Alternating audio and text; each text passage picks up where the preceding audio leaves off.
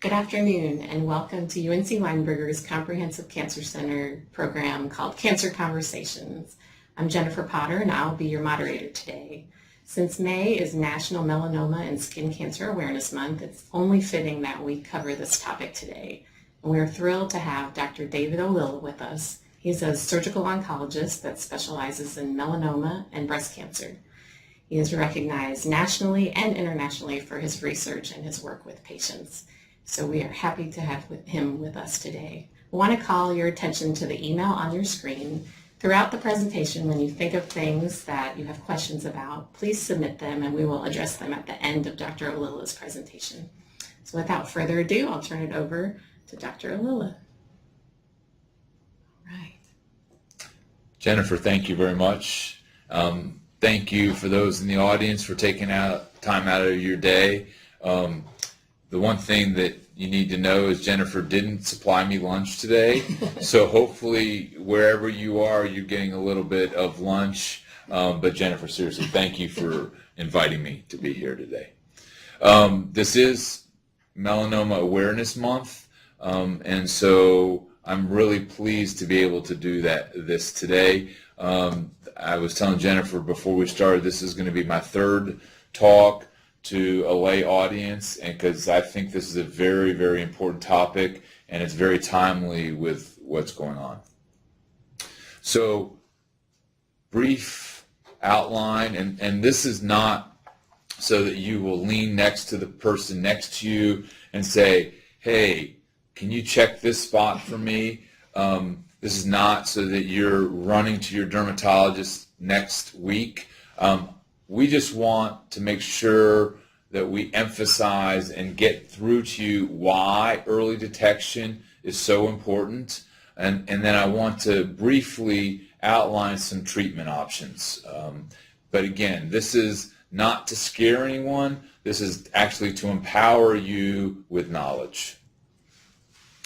So whether we really want to talk about it, want to put our heads in the sand, melanoma remains the fastest rising incident tumor of all malignancies, meaning that the number of melanomas diagnosed per year is growing faster than any other malignancy.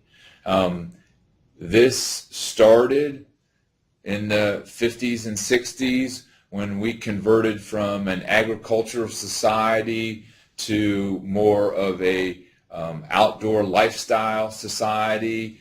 Sun protection measures weren't talked about, and as you can see from this slide, the incidence has continued to rise by decades, and it's estimated that by 2025, 1 in 55 people will be diagnosed with melanoma in their lifetime. So this is one of my favorite sun protection or partial sun protection slides that one of our administrative assistants gave to us. And as you can see, the message is future skin cancer victim.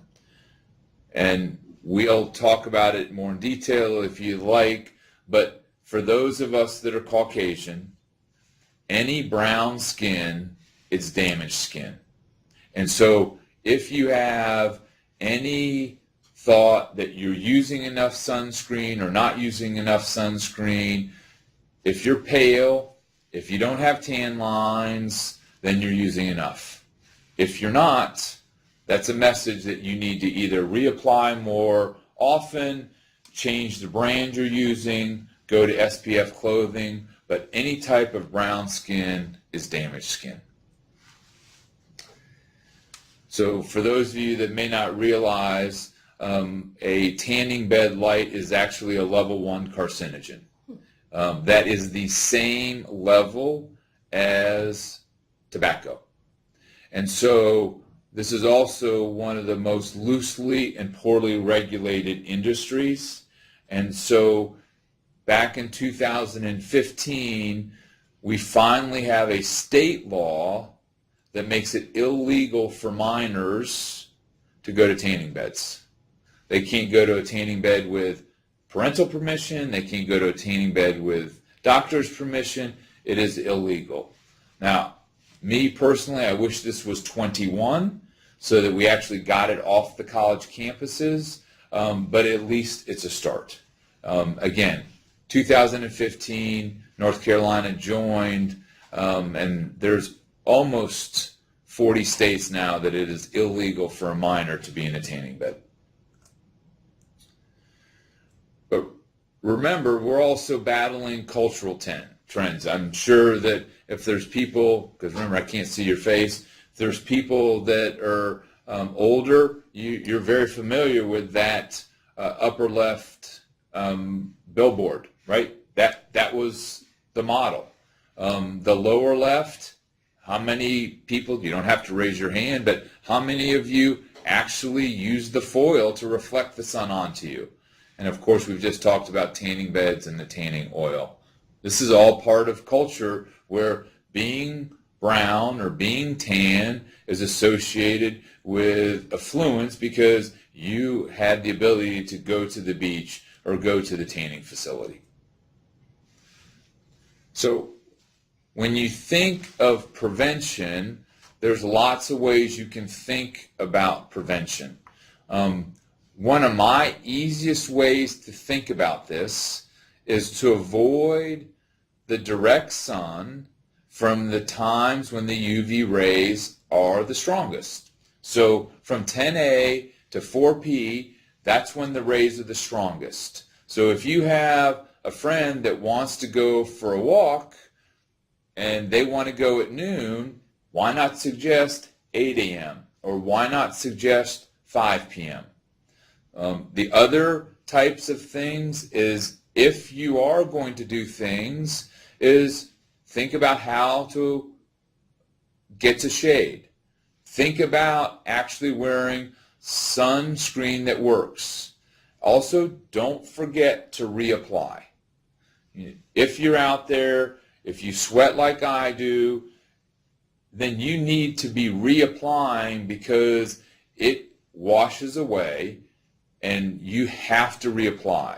So the conventional is SPF 30, and remember, the higher the SPF number, the more block you are getting from UV rays. And it's been shown that the incremental benefit from going from SPF 30 to SPF 50, the amount of blockade you are getting is not that much different, but the product is going to cost you a lot more.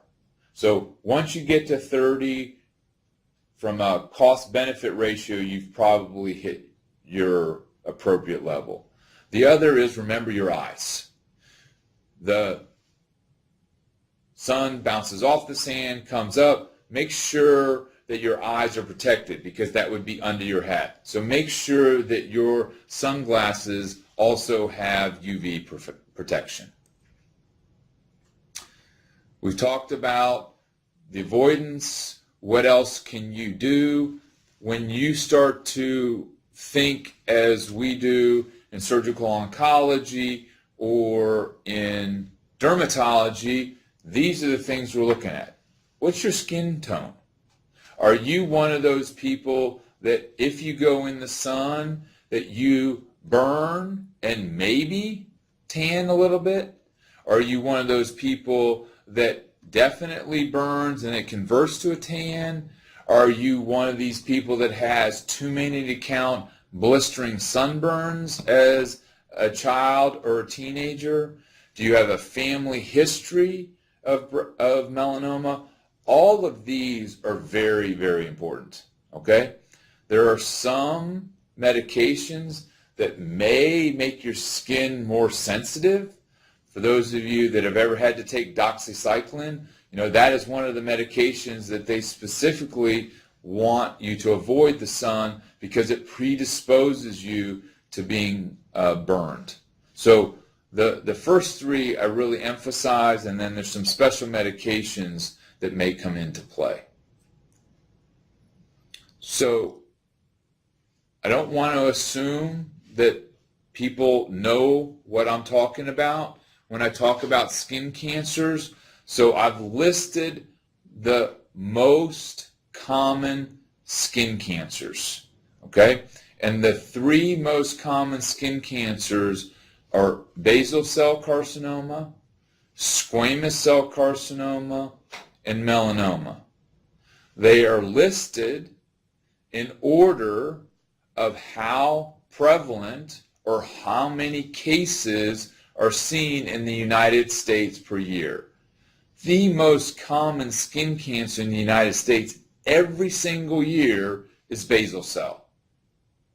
But basal cell rarely kills anyone. The second most common is a cutaneous squamous cell. And again, I'm talking about a squamous cell on your skin, not the squamous cell that's associated with smoking in the mouth or the tongue or the pharynx. And then the last or most uncommon is melanoma. Now, I've gradated it, but melanoma, there were about 120,000 cases of melanoma diagnosed in the United States last year. Okay? And so all of these are cancers. You have lesions that may start benign and they may evolve into malignant, and you can have malignancies of the skin cancers that are confined to the very, very superficial layers of the skin, and so that makes it easier to take care of. But as the melanoma has grown, becomes more invasive, it has the ability to metastasize or spread to vital organs. So those are some of the terms that you may hear me use throughout the rest of this talk, but I also wanted to make sure you knew the most common skin cancers. So now this is where I said I don't want you to be looking at your neighbor or asking your neighbor to look behind your ear, right? Basal cell, most common, overwhelmingly the most common. But look, it rarely causes a death. And so we have this tumor that is predominantly on the head and neck, can be a cosmetically sensitive area, but rarely leads to a death. So these do need to be taken care of, whether it's by the dermatologist in his or her office, whether it's by the Mohs surgeon, whether it's by me or one of my partners in surgical oncology, because these can invade into surrounding structures, and in this case could be into the cartilage of the ear. So early detection, get rid of it, you may actually avoid having to have a much bigger type of operation. This is from an eastern North Carolina farmer who had the double pleasure, sarcasm, of the sun and the pesticide. And so when you have that doublet of the sun and the pesticide, instead of having a nice little squamous cell that could be taken care of by the dermatologist in the office or by the Mohs micrographic surgeon, this type of squamous cell is going to be handled by me or one of my partners in an operating room. A big, wide excision, and probably have to have a skin graft. So this is a troublesome type of tumor because it causes more problems in some patients, while in other patients it's this seemingly easy to treat. So this is why squamous cell carcinoma does have a propensity to cause deaths, is because some of these become very large and locally advanced. Again, same thing as the basal cells. These are predominantly seen in places that are habitually exposed to the sun. So these numbers have been revised, and that's why I was talking. I ballparked it for you. This is 2017. The estimate of the new cases in 2018, I've heard, are going to be slightly lower. And the reason they're going to be slightly lower in 2018 is the number of melanoma in situs is lower. So it seems as if we've caught up a little bit on these. So these two pictures on the bottom show on the left is actually a melanoma in situ. And you'll see the markings around that lesion. That is in a tough anatomic site. The picture to your right is an invasive melanoma. And we'll be talking a little bit about it, but the way you start figuring out if you are a provider, whether you need to biopsy, are the ABCs. And we'll talk about that in just a second. The distinction again between that panel on the left and this panel on the right. The panel on the left has no ability to spread to the lymph nodes, no ability to spread to the vital organs. Whereas an invasive melanoma, this lesion has the ability to spread to the lymph nodes and to vital organs. So the melanoma in situ, no threat to the life. Melanoma that's an invasive melanoma has ability to spread and therefore has a potential threat to the life. Okay? We've talked about this. And so now survival. You know, before I go on, I want to emphasize a couple things on this. So when we talk, and you can, if you can pick it up in the, if you're looking at this lesion at about between 9 and 10 o'clock, you can see the little suture and you see the little pink. That's where it was biopsied. So this lesion has all 5 of the characteristics that should mandate a biopsy. It has asymmetry. It has an irregular border. It has multiple different colors. It has a diameter greater than 6 millimeters. And E is for evolution or change. And so you can imagine this patient went in, pointed out to their primary care doc or to their dermatologist that area that's a little bit raised, that's where the biopsy was performed. But it couldn't have argued if you had biopsied that anywhere else. So these slides are a little bit dated, and I'm going to talk a little bit later about some improvements. But I want you to know the real take-home message, and I'm not asking you to be experts on staging. The panel to the upper left is early stage melanoma that has not spread to the lymph nodes. So if you actually want to have a melanoma that's an invasive, look at the T1As or stage 1A melanomas. Outstanding, almost 100% 5-year and about 98.5% 10-year survival. So again, early detection, removal of something early leads to a better survival. Contrast that with the 2C melanoma where it's thicker, it has not spread to the lymph nodes, but it is very, very worrisome, like that last melanoma I showed you.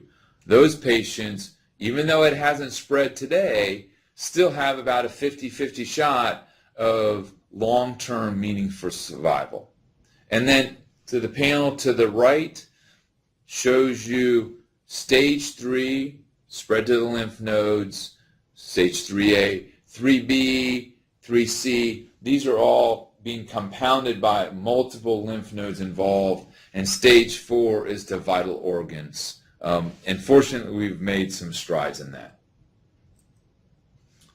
So, which ones of these would you biopsy? We just talked about the A, B, C, D, E's. Which ones would you biopsy? You know, if you look at the top left panel, that meets everything I just talked about. Asymmetric, irregular borders, multiple colors. I don't have a ruler on there, but that diameter is greater than 6 millimeters, and the patient came in talking about it. Well, what about the one on the bottom right? The bottom right is a thumbnail.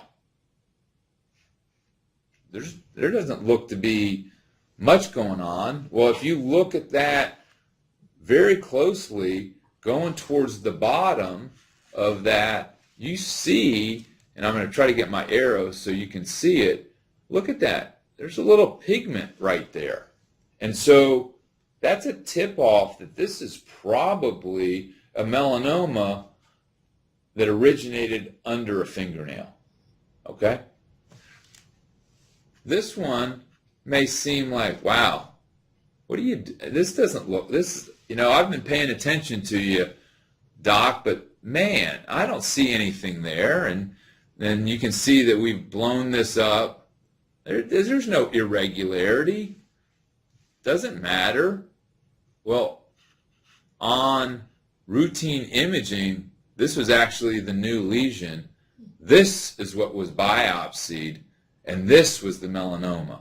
So while I'm trying to give you some logic and some guidelines, new lesions in a melanoma survivor, I have a very low threshold. And Nancy Thomas, if she was here, she would tell you the same thing. So, in case you haven't gotten the idea, if you have early detection, aka get to your primary care doc, get to your dermatologist on a routine basis, you're going to have a better prognosis. And this is seen over and over and over in melanoma. Cannot emphasize it enough, and that's the reason that this slide is designed to hammer home that message. We've talked about these. I wanted you to be able to see that. So this is what you're looking for, right? This is what you're looking for on your spouse, on his or her back, because they can't look for it on their back. If you're the one looking, you're trying to do this. And Jennifer and I have been talking. There's been lots of advances. This has value. And the smartphone has value because you can actually take a picture, put a date on it with a ruler, and then take another picture 8 to 10, 12 weeks later and see if it's changed. Or is this just a lesion you never noticed, but it really hasn't budged? So use the cameras and use the technology that you have. I'm not asking you to be dermatologists, but setting up a series of photos on your phone is a wonderful way to follow, and then you can actually show it to your dermatologist or to your primary care physician. Well, so those of you in the audience may say, this is all great, David, but you know what? The computers are going to be, they're running factories now, they're able to take over. And so there's actually been a lot of look into, can you train a computer to identify melanomas or a benign lesion? In other words, can you do artificial intelligence to decide between the two? Excuse me. And the punchline is no. The computer still is not as good as a well-trained dermatologist. Now that said, a well-trained dermatologist has more things at their disposal to look at things such as high-powered microscopes, things like that, to be able to look at it, but we're not there yet that a computer can supplant what a well-trained or highly trained dermatologist can do. Okay. So for those of you who've been through skin cancers, haven't been through skin cancers, but have loved ones through, right? When you think about the treatment options for a skin cancer, sometimes if you just have an early one, a little actinic keratosis, the dermatologist just comes in with their liquid nitrogen and just freezes it off. Okay? Sometimes for people that don't want to go through surgery and have a little teeny non-invasive squamous cell, they get a little topical creams. Okay? We've talked about surgery. We get that. Some select skin cancers, such as a Merkel cell, we radiate. Photodynamic therapy is really to get rid of all the brown spot to make it easier. And then this is the exciting part. This is the exciting part that we in the melanoma community have embraced since 2011, which is immunotherapy. For those of you that have followed the Nobel Prize, two of the physicians who first described the two different classes of immunotherapies, they each were awarded a Nobel Prize. So it's actually a very exciting time for us in melanoma, because that is what is helping us save lives. So surgery is the mainstay of treatment for early stage melanoma. There's not a lot of adjuvant therapy or extra therapy for stage 2. Stage 3, you do have immunotherapy options, and that's where it's very exciting. And so we have lots of different immunotherapy options, combinations, injectables for those patients. And I think it's beyond the scope of today's to talk about those in detail, but I want you to know that it's an infusion, but it is not chemotherapy. And so what I mean by an infusion, it's an IV is going in the arm, but it is not a chemotherapy. It is an immunotherapy. So we are harnessing a patient's own immune system to go fight the melanoma cells. Okay? The bottom bullet point is the one where we still don't have great options, and that's brain metastases. Despite all of the advances that we have made, brain metastases still is the #1 killer of patients with stage 4 metastatic melanoma.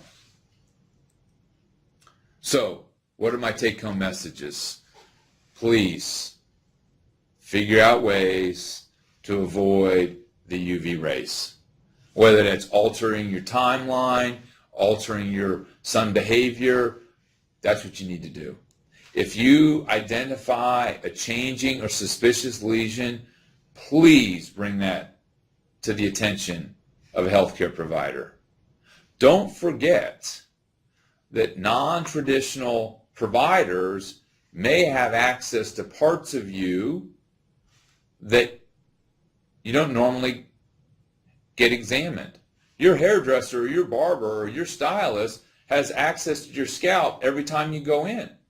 If they see a suspicious lesion, please seek medical attention. The same thing for a podiatrist. They may see things or parts on your feet. Please, if you're a podiatrist though, and I could go on, OBGYN, massage therapist, physical therapist, these type of individuals that are your non-traditional people that you would think of to diagnose a skin cancer may actually be seeing parts of you that you don't normally see. Understand your own risk factors and why. I hope you've gotten this theme. Early detection leads to a better prognosis. So Jennifer, thank you very much for inviting me. I appreciate it, and I have more than enough time to take any and all questions. Great. Thank you. Thank you so much, Dr. Ollila, for your time today. And at this point in the presentation, we would really encourage you to submit any questions that have come to your mind hearing Dr. Ollila speak. and we'll do our best to answer them on air today. While we're waiting for some questions to come in, I wondered if you could address the myth of vitamin D versus sun exposure, and does sunscreen block our necessary vitamin D? So great question, Jennifer. So 10 minutes. All you need to do is go outside in the sun for 10 minutes. So I would suggest doing it at 8 a.m. or 9 a.m., 10 minutes, or go at 4:30 p.m. That's all you need. Got it. Okay. Perfect. And is there such a thing as a safe tan? I had this conversation yesterday in clinic. There is no such thing as a base tan. There is no such thing as a safe tan. It is all a myth. If you're a Caucasian and you have brown skin, it is damaged skin. And damaged skin is going to lead to potentially a skin cancer. It is going to lead to unnecessary wrinkles or skin creases as you age, but there is no such thing as a safe tan. There is no such thing as a base tan. Yeah, that's important to share. We did get a question, is there any harm in getting a spray tan? The chemicals that might be in those products? That's a great question. Zero. To the best of our knowledge, as we speak, zero. And so the tanning bed industry, right, because as they're losing customers, and appropriately so, a lot of them have embraced some of these ability to give you a complete whole body spray, so it's not just you at home just spraying a forearm. So yes, they're safe, and yes, I completely support the use of that. Great. Okay. Excellent. What would you say to someone who has found a suspicious mole but is scared of what could happen if it is actual cancer? Right. So, first of all, knowledge. You don't know which kind it is. What if it's a basal cell? Mm-hmm. A basal cell is easily treatable and has literally almost zero, it's not zero, but a very tiny fraction of 1% of any chance of killing. Yeah. So I would play the statistics, think that, oh, I got a basal cell, which would be true, or I got a squamous cell. By and large, they're treatable. They're treatable with a little office procedure with local anesthesia. Okay. So, yeah, I hear you, but don't think the worst, right? Don't think that, oh, I got a skin lesion, it has to be an invasive melanoma. Think, gosh, maybe I got one of the most common ones. Yeah. Okay, and someone from the audience just asked, do basal cell or squamous cell carcinomas ever turn into melanoma? No, they don't. But it's been shown that people who make multiple basal cells or multiple squamous cells are at a higher risk to develop melanoma, right? Because something in that person, they have developed that ability to make skin cancers. So, no, they don't change into that, but it gives them an added risk factor. And that actually dovetails on this. A person is writing in, I'm a patient with all three types of skin cancer. If a questionable lesion comes to my attention, what would you consider an appropriate time frame for your dermatologist to check it out? If you've had all three, 4 to 6 weeks, so let me back up. Most dermatologists, if you have been recently diagnosed, you get flipped into an every 3 or every 4 month surveillance schedule, right? And from the scientific literature that I read, it's really hard for me to tell the difference between 3 months and 4 months. So assuming a recent diagnosis, somebody's on an every 3 to 4 month cycle, right?